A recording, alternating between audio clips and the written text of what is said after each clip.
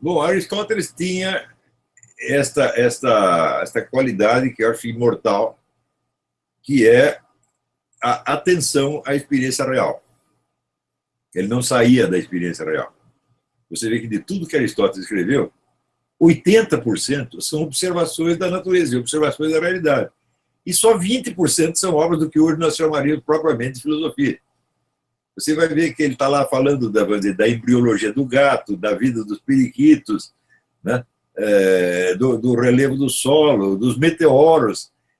E, de repente, ele elabora isso filosoficamente. Mas ele está muito interessado na vida real. Aristóteles inventou até o jardim zoológico, para as pessoas poderem observar os animais dos quais ele estava falando. Né? E isso é uma lição que nós não podemos esquecer jamais. Não que os filósofos anteriores não tivessem essa observação, mas isso é a marca característica e mais característica do Aristóteles. Mas você verá, o famoso apelo do Edmund Husserl, né?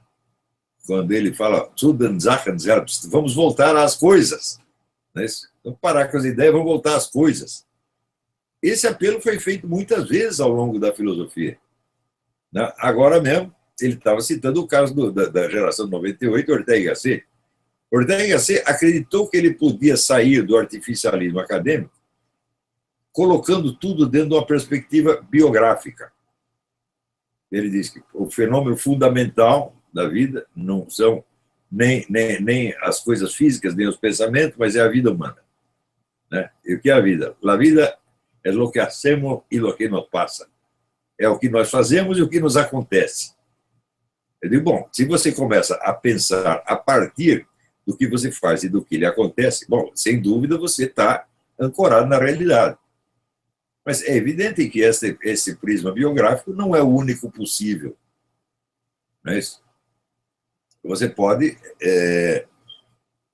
começar a olhar as coisas, vamos dizer, por outros fenômenos. Esse próprio fenômeno da língua que eu estou mencionando agora é uma coisa que nós sentimos na vida todos os dias.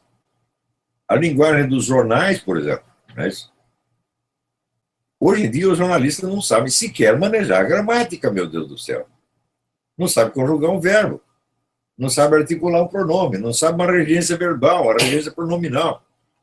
Então, Dante dizia que a gramática é a estrutura material da língua. Eu digo, mas se eles não pegam nem a estrutura material, como é que eles vão pegar os níveis de significado, as estruturas ideais, etc.? Não dá para pegar.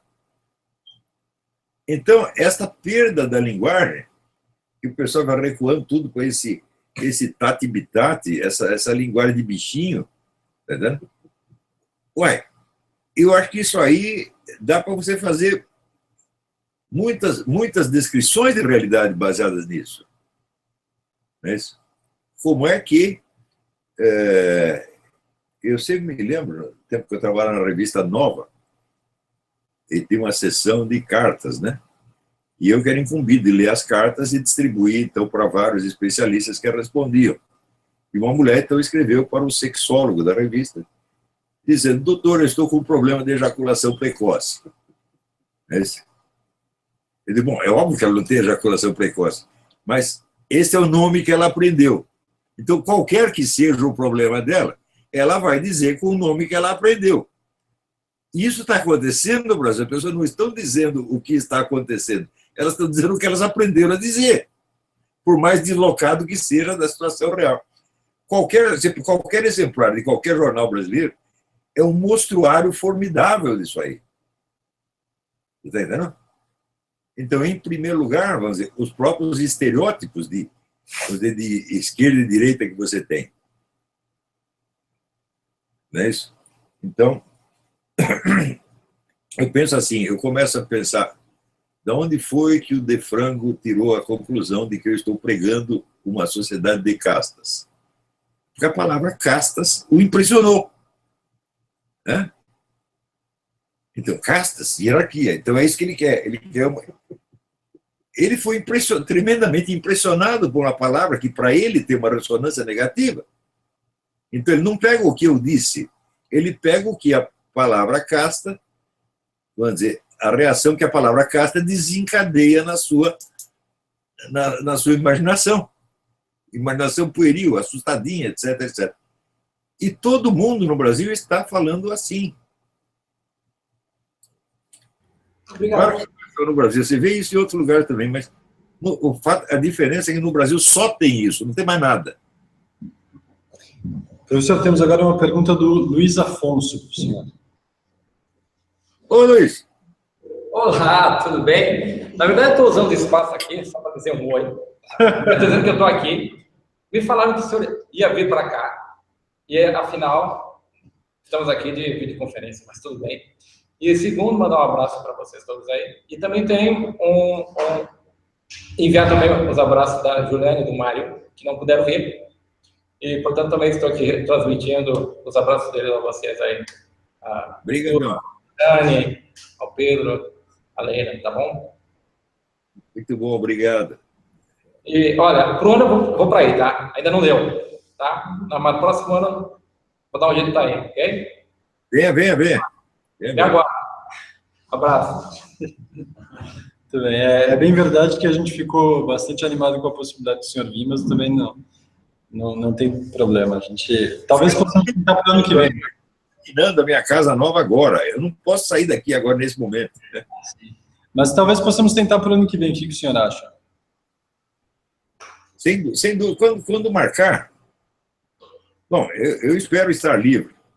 Mas nesse momento, além da casa, ainda tem outro rolo. A minha mãe quebrou o fêmur no Brasil. Está lá internada pela terceira operação. Já está um rolo isso aqui. Estando aqui nos Estados Unidos, a gente observa quais são os estereótipos criados aqui e se impregnam na linguagem brasileira e chegam a dominá-la, mas que são usados realmente fora de qualquer contexto apreciável.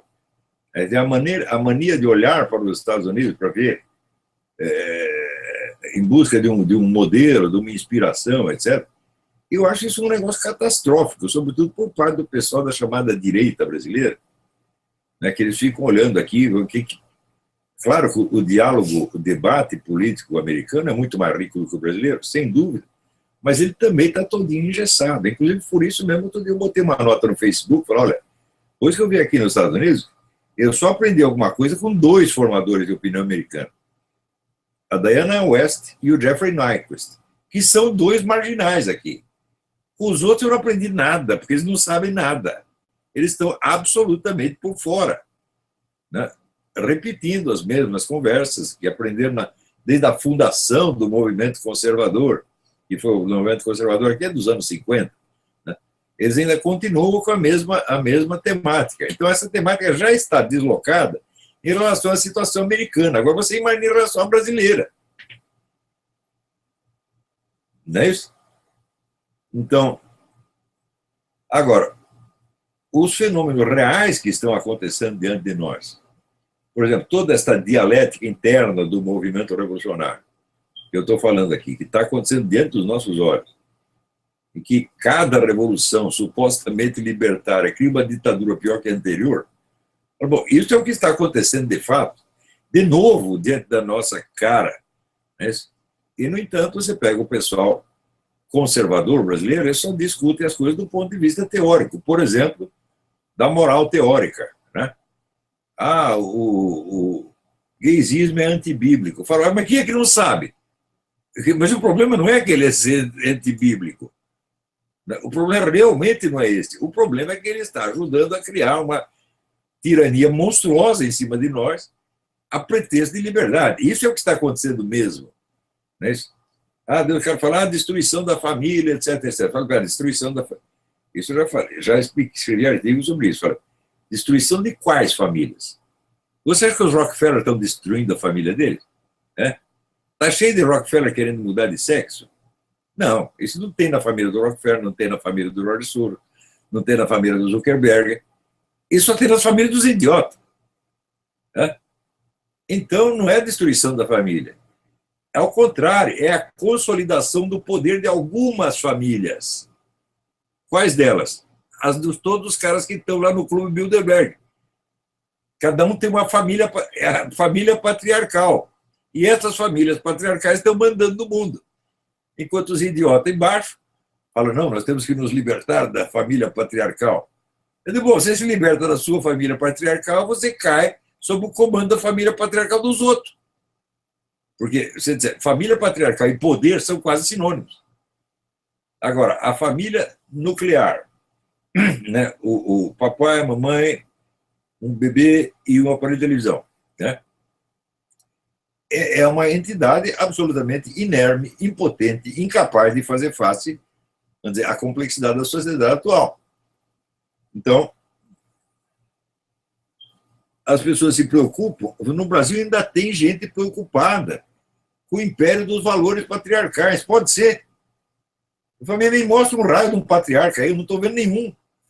Eu só estou vendo os negros, vamos dizer, se prosternar diante dos filhos, obedecer os filhos. Né? Isso é o que a gente vê na realidade. Né? Mas a pessoa está preocupado com o patriarcalismo no Brasil. Quer dizer, é a coisa mais alienada que você possa imaginar. Quer dizer, nós estamos no... Por exemplo, outro dia eu vi essa conferência do Elon Musk, o homem da Tesla, e ele alertando o seguinte, falou, olha, esse negócio de robô, de inteligência artificial, isso não é brincadeira, gente. Porque em menos de 20 anos nós vamos substituir a mão de obra humana por mão de obra robô. E o que nós vamos fazer com o restante da população? E isso está acontecendo mesmo. Também outro negócio. Fala, em 20 anos nós vamos acabar com os carros com motoristas humanos. Quer dizer, todos os carros vão estar conectados a um computador central, o qual vai saber para onde todo mundo está indo. Isso é a realidade da situação. Nós estamos sob controle, não de um pater famílias, mas de um gigantesco computador central. E você não vê isso sendo discutido em parte alguma. Os novos meios que existem de intervenção dos governos na vida particular das pessoas, que é uma coisa absolutamente assustadora. Né? Aqui o governo Obama grampeou todo mundo. Né? Isso está acontecendo diariamente, isso é a realidade do mundo hoje. Você não vê ninguém no Brasil preocupado com isso. Entendeu? Então, este é o negócio. Agora, se nós quisermos fazer uma carreira universitária, né, ou fazer uma carreira na mídia, etc., bom, nós vamos ter que aprender a linguagem deles. E a linguagem deles é a linguagem do autoemburrecimento. Então, nós temos aí um problema efetivo. As pessoas têm que comer, elas têm que ter um emprego. Né? E muitos dos meus alunos estão realmente numa profissão universitária. Então, como é que essas pessoas vão se virar? Bom, vão viver dentro do conflito. Né? Esse conflito vai acompanhá-las a vida inteira e é bom se acostumar com essa ideia. Sigam entre si. Porque a solidão é uma situação muito atemorizante. O indivíduo acaba mentalmente ampliando o tamanho do perigo e o tamanho do drama. Na medida que você tem pessoas que você pode conversar e tal, bom, você se sente menos oprimido e já recebe um estímulo, um encorajamento. Então, eu acho isso maravilhoso. Eu mesmo costumava fazer aqui os cursos presenciais, né? Aliás, até tive uma ideia esses dias. No tempo do falecido misterioso Sr. Eduí, o curso tinha, a pessoa que vinha para cá pagava mais e o pessoal que assistia de casa pela internet pagava menos. Eu falei, não, eu vou inverter esse negócio. Eu vou cobrar menos para quem vier aqui, para estimular as pessoas a vir. Entendeu? Isso é bom. Então, aquela convivência, não só nas aulas, mas fora das aulas, né? Que vai no restaurante, vai visitar não sei o quê. Isso é bom, isso fortalece as pessoas. Se você quer, vamos dizer, a solidão intelectual, ela pode enlouquecer a pessoa. Se você estudar a história do Lima Barreto, por exemplo, você vê que isso endoidou o homem, transformando num bêbado. Acabou com a carreira dele. Quando você pega, sei lá, outro livro, o livro do Orígenes Lessa, Feijão e o Sonho, né? Quer dizer, um intelectual, um escritor perdido no meio, subdesenvolvido. Esse drama existe no Brasil e hoje está pior do que antes. Então, vocês têm que se aproximar, ajudar uns aos outros e criar um diálogo. né? Porque sobreviver sozinho, eu digo, bom, você pode ter talento para a filosofia, para as artes, etc. Mas talento de sobreviver sozinho é um outro diferente. Eu tenho esse. Eu nasci com isso, não sei como. Então, esse é um talento específico que não é obrigatório, você está entendendo? A maior parte dos intelectuais escritores não tinham isso. Quando você lê a biografia, né? Outro dia eu estava lendo a biografia do Pierre Boutin, filósofo, poeta francês. Eu digo, bom, a convivência que esse sujeito teve nos meios intelectuais franceses é um negócio tremendamente enriquecedor desde pequeno. Então, outro dia, eu estava lendo a história do ex-ministro da Cultura do Irã, o Seyed Hossein Nasr. A casa do Seyed Hossein Nasr, quando ele era pequeno, era um ponto de encontro de intelectuais do mundo inteiro. E ele cresceu ouvindo isto. Bom, daí ele veio para estudar no MIT e foi o primeiro lugar de física do MIT durante 5 anos. Claro, mas ele recebeu um estímulo. Então, a maior parte dos intelectuais escritores tem um ambiente favorável desde o início. Né? Casos de solidão extrema são muito, muito raros. Né? Eu mesmo sou um deles e sobrevivi, mas por isso mesmo minha avó me deu o nome de sobrevivente. Foi profético. Né? Então, eu tenho esse talento de sobreviver sozinho, como se minha cabeça fosse um mundo. Mas isso não tem nada a ver com o talento intelectual, com o talento de escritor, com o talento de filósofo, isso é outra coisa. Isso não é exigível. A maior parte das pessoas não tem realmente isso. Então, eu preciso desesperadamente da convivência. Eu também precisava, só que é o seguinte, eu sobrevivi sem isso, outra pessoa não sobrevive, não.